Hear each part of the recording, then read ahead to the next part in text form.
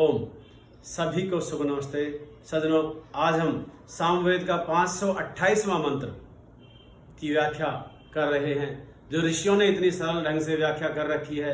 मैं तो आपको पढ़ के ही सुना रहा हूं, मेरा तो इसमें कोई योगदान है नहीं, पर आप इसको सुन करके थोड़ा थोड़ा भी व्यवहार में लाएंगे तो मैं भी अपने जीवन को धन्य समझूंगा, ऐसी मैं आशा करता हूं।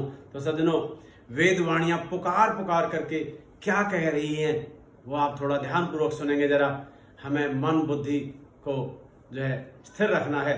तो आइए, मंत्र का शीर्षक है क्या पाप क्षमा होते हैं। प्रश्न चिन्ह लगा हुआ है, क्या पाप क्षमा होते हैं। वरुण न की सिंधु, पासों वाला न पसीजने वाला। वरुण मीन्स परमात्मा, सिंधु हैं ज्ञान के सागर हैं, दया के सागर हैं, गुणों के सागर हैं, न पसीजने वाले भी हैं। तो क्या था, क्या पाप क्षमा होते हैं। वरुण न की सिंधु, पासों वाला न पसीजने वाला, ये मंत्र का शीर्षक है। और मंत्र के ऋषि इस मंत्र में लिखते क्या हैं। बहुत ही आनंद देने वाला मंत्र है और बहुत ही हमें सजग और सचेष्ट करने वाला मंत्र है। प्रस्तुत मंत्र का ऋषि मैत्रावरुणी वशिष्ठ कहता है कि वेदवाणियां पुकार पुकार कर कह रही हैं कि उस प्रभु की ओर चलो जो नंबर 1। किस प्रभु की ओर चलो, जो नंबर 1 शरीर मन व बुद्धि तीनों का आधार है। शरीर का आधार वही है, उन्होंने ही हमें ये देह दिया है, ये देवालय दिया है जिससे आप सारे कार्य करते हैं। मन का भी वही आधार है। मन को निश्चल करना चाहें तो आप निश्चल कर सकते हैं, लेकिन आपको परमात्मा की तरफ चलना पड़ेगा, आपको चरित्र ऊंचा रखना पड़ेगा, आपको सात्विक भोजन लेना पड़ेगा। तो मन का भी वही आधार है। और बुद्धि हमारी तभी चलती है, नहीं तो बुद्धि हमारी उल्टे कार्यों की ओर प्रवृत्ति ज्यादा होती है। जब प्रभु की कृपा हो जाएगी तब हमारा मन और बुद्धि ये सब ठीक रास्ते पर चलेंगे। लेकिन तब चलेंगी जब हम स्वयं भी तो चलाने वाले बने, अपने सारथी तो ठीक बने अपने रथ के। तो आइए आगे क्या कह रहे हैं मंत्र में। जिस प्रभु की भक्ति से त्रिविध उन्नति संभव होती है, तीनों तरह की उन्नति जो है संभव होती है, मन की भी, शरीर की भी और बुद्धि की भी। नंबर 2, जो हमारे सब कोशों में शक्ति को प्राप्त कराने वाला है। कोश, कौन से कोश, अंदर कोश है शरीर के अंदर, मनोमय, प्राणमय, विज्ञानमय इत्यादि कोश। तो वो सारे कोश आपके सामने अभी आने। अन्नमय कोश में तेजस, प्राणमय कोश में वीर्य, मनोमय कोश में ओज व बल, विज्ञानमय कोश में मन्यु ज्ञान तथा आनंदमय कोश में सहस देने वाले प्रभु ही हैं, और कोई नहीं दे सकता। इन कोशों को और कोई नहीं भरेगा। नंबर 3, प्रभु आयु के धारण करने वाले हैं। प्रभु धारण पहले ही आयु को निश्चित कर देते हैं कि इस व्यक्ति की आयु किस तरह से है, लेकिन हम अपने उस प्रभु की दी हुई आयु को क्षीण करते हैं। बुरे कर्मों में प्रवृत्त होने के बाद, बुरी आदतें, बुरे खाद्य पदार्थ इत्यादि के कारण उस आयु को क्षीण करते हैं, अपने शरीर को क्षीण करते हैं, कमजोर करते हैं। दीर्घ जीवन प्राप्त कराने वाले हैं। प्रभु की उपासना का अभाव ही असमय दीर्घ जीवन प्राप्त कराने वाले हैं। प्रभु कभी नहीं, प्रभु ने तो हमें 100 वर्ष का जीवन दिया है। हम अपने गलतियों के कारण जीवन को छोटा कर लेते हैं, असमय मौत का ग्रास बन जाते हैं, मौत का कारण बन जाते हैं। तो प्रभु की उपासना का अभाव ही असमय मृत्यु का कारण बनता है। यदि हम प्रभु की उपासना, ऐसा नहीं कि कंदराओं में जाकर के भक्ति करें, पूजा करें, ध्यान करें, वह ही प्रभु की उपासना नहीं होती। आप कार्य करते करते प्रभु का नाम स्मरण रखें। आप कार्य करते करते ये ध्यान रखें कि परमात्मा ने मुझे मेधा और ऋतंभरा जैसी बुद्धि से अलंकृत करके भेजा है, तो मैं बुरे कार्य क्यों करूं, मैं पाप की तरफ क्यों बढ़ूं। पाप से विमुख होना चाहिए, मुझे पाप की तरफ अग्रसर नहीं होना चाहिए। तो जब पाप की तरफ अग्रसर नहीं होंगे तो हम परमात्मा की भक्ति ही कर रहे होंगे, परमात्मा की उपासना ही कर रहे होंगे। जरूरी नहीं है आंखें बंद करके ही बैठना। आप जो भी कार्य कर रहे हैं दैनिक जीवन में, वो आप सब आपका परमात्मा की भक्ति ही हो जाएगा। नंबर 4, वे प्रभु दीर्घ जीवन ही प्राप्त नहीं कराते, वे दीर्घ जीवन के साथ आघोष वाले हैं। घोषणा करने वाले हैं, हृदयस्थ रूप से हमें वेद वाणियों का ज्ञान दे रहे हैं। यह हमारा कितना दुर्भाग्य है। वह वेद वाणियों का ज्ञान दे रहे हैं और हम उनको सुन नहीं पा रहे, हम उनको पढ़ नहीं पा रहे, हम उन पे मनन नहीं कर पा रहे, चिंतन नहीं कर पा रहे, श्रवण नहीं कर पा रहे। तो हमारा बहुत बड़ा दुर्भाग्य है कि हम उस वेद वाणी को सुनते नहीं। हमें रोचक नहीं लगती, हमें रुचिकर नहीं लगती। हमें रुचिकर और बहुत सारे टीवी इत्यादि के कार्यक्रम लग सकते हैं, लेकिन वेद वाणियां हमें रुचिकर नहीं लगती, हमें बोरियत पैदा करने वाली लगती हैं। ये हमारा दुर्भाग्य हो सकता है।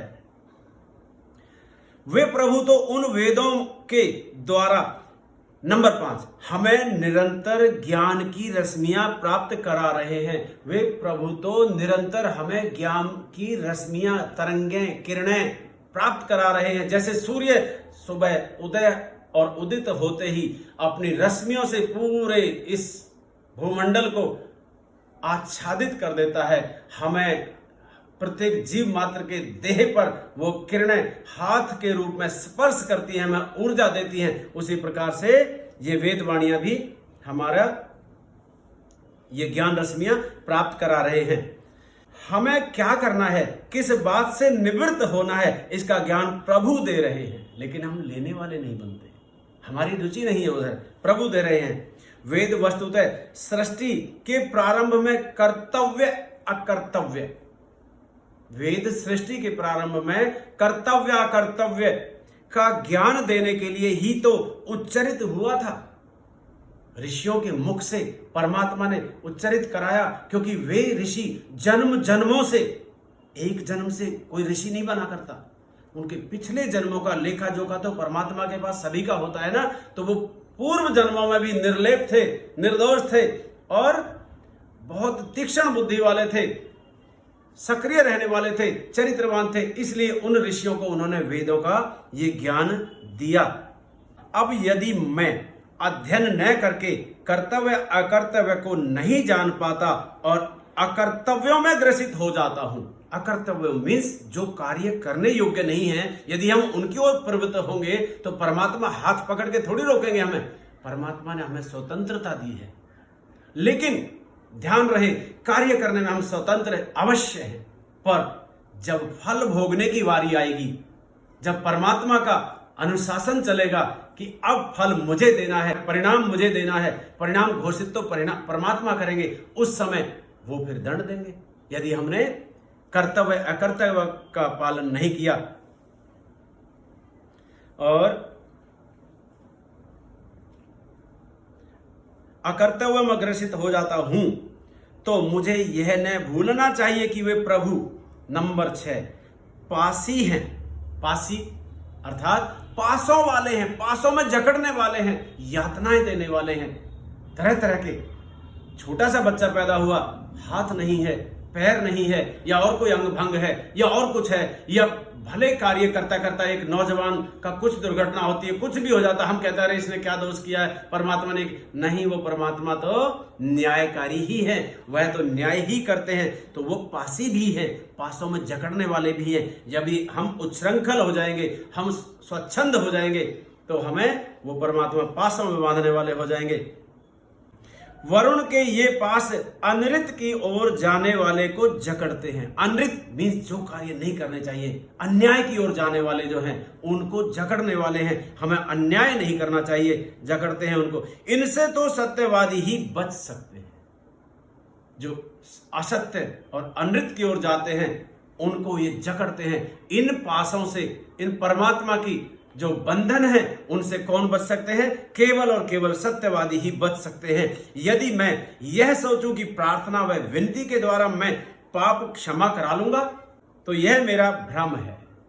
मैं विनती करके, प्रार्थना करके परमात्मा को मना लूंगा, यह मेरा भ्रम ही होगा, वह कभी भी सफल नहीं होगा। वे प्रभु, नंबर 7, पिघलने वाले नहीं हैं। मेरी प्रार्थना से उनका हृदय पसीजेगा नहीं। हाँ, कर्तव्य अच्छे करेंगे तो प्रभु हमारे कर्तव्य देखते हैं। माता पिता भी क्या करते हैं? जो बच्चा अच्छा कार्य करता है उसकी ओर प्रसन्न मुद्रा से रहते हैं, निश्चिंत रहते हैं कि मेरा बेटा, मेरी बेटी ऐसा कार्य नहीं कर सकता। वो हमारा बड़ा पिता है, परमात्मा। वे प्रभु कुछ क्रूर नहीं हैं। वे प्रभु कुछ क्रूर नहीं है। यदि मैं कर्तव्य का पालन करूंगा तो वे प्रभु। नंबर 8, विशेष विशेष रत्नों को धारण कराने वाले हैं, सब रमणीय वस्तुओं के देने वाले हैं। रमणीय वस्तुओं का अर्थ है जिनमें हम रमण करते हैं, जो हमें अच्छी लगती हैं, जिनमें हम भ्रमण करते हैं, जिसका अर्थ जैसे जो जो हमें स्वादु चीजें हैं, लेकिन सात्विक की बात हो रही है। रमण करने के लिए बहुत सारी चीजें वो परमात्मा हमें देते हैं। दंड देते हुए वे रुद्र प्रतीत होते हैं। जब वो दंड देते हैं तो रुद्र प्रतीत होते हैं। आप देखो, कभी बाढ़ आ रही है, कभी भूकंप आ रहा, कभी कुछ आ रहा, कभी कुछ आ रहा, किसी को अंग भंग कर रहे हैं, किसी को नेत्रों की ज्योति ले रहे हैं, किसी को कुछ ले रहे हैं, तो दंड ही तो दे रहे हैं वो उस समय हमें। किसी के परिजन की समय मृत्यु हो रही है, बहुत कुछ परमात्मा के दंड के विधान हैं। रुद्र दंड देते हुए वे रुद्र प्रतीत होते हैं, वास्तव में हैं तो वे शिव ही। मैं नहीं कह रहा, वेद कह रहा, वास्तव में हैं तो वे शिव ही। इन दंडों को भी वे हमारे कल्याण के लिए ही देते हैं, जिनसे हमारा जीवन का स्तर ऊंचा हो, हम अकर्तव्यों की तरफ जाएं ही ना, इसलिए वो दंड देते हैं। हम जिससे दूसरों से प्रेरणा लेके, उसने ऐसा गलत कार्य किया था, उसके साथ ये हुआ, उसने ऐसा गलत कार्य किया होगा तब उसका ये प्रतिफल मिला है, इसलिए हम उससे भी प्रेरणा लेते हैं, हम उससे भी प्रेरणा लेनी चाहिए। नंबर 9, वे सब वर्णीय वस्तुएं हमें प्राप्त कराते हैं। पाप क्षमा नहीं परंतु पाप मोचन तो वे प्रभु ही करते हैं। पापों को क्षमा नहीं करते, लेकिन पाप मोचन तो वे प्रभु ही करते हैं। दंड आदि की व्यवस्था से वे हमारी पाप प्रवृत्ति को ही दूर कर देते हैं। दंड दे करके हमारी पाप की प्रवृत्ति नहीं रहेगी, उसको दूर कर देते हैं। ये परमात्मा के अंदर सामर्थ्य है, लेकिन किसको करना है किसको नहीं करना वो भी परमात्मा नहीं देखना है। निष्पाप होकर हम वशिष्ठ बनते हैं, उत्तम निवास वाले होते हैं। वशिष्ठ ऋषि जैसे उत्तम निवास वाले होते हैं। मंत्र का भावार्थ है, प्रभु वरुण हैं न कि सिंधु, पाप क्षमा न कर वे पाप मोचन की व्यवस्था करते हैं। ये मंत्र का भावार्थ था। आप सबने मेरे इस वेद स्वाध्याय के मंत्र को सुना। मैं आपका हृदय से नमन करता हूं। सभी को शुभ नमस्ते, धन्यवाद।